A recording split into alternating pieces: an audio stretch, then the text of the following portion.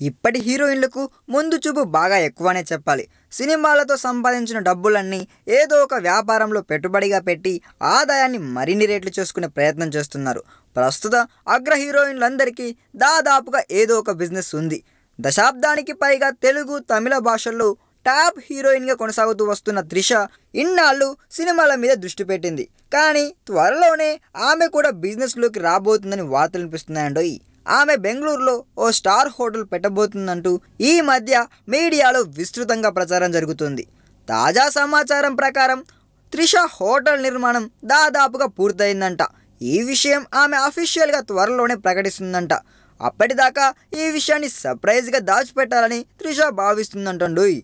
60 suit రూమ్స్తో గ్రాండ్గా ఈ హోటల్ని తీర్చిదిద్దినట్లు సమాచారం. త్రిష తండ్రి ఒకప్పుడు స్టార్ హోటల్లో పనిచేశాడు. హోటల్ పెట్టాలన్నది ఆయన కల. కానీ ఆ కోరిక నెరవేరకుండానే వెళ్ళిపోయాడు. అయితే తండ్రి జ్ఞాపకార్థం ఆయన చివరి కోరిక నెరవేర్చడానికి త్రిష కంకణం కట్టుకుంది. ఇన్నేళ్లు సంపాదించిన డబ్బులన్నీ పెట్టి స్టార్ హోటల్ పెట్టొస్తుందంట.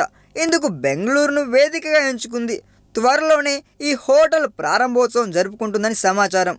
ఈ వీడియో మీకు నచ్చినట్లయితే సబ్స్క్రైబ్ చేయండి. ఫిలిమి స్టార్స్ బోలెడంత న్యూస్ బోల్డ్గా.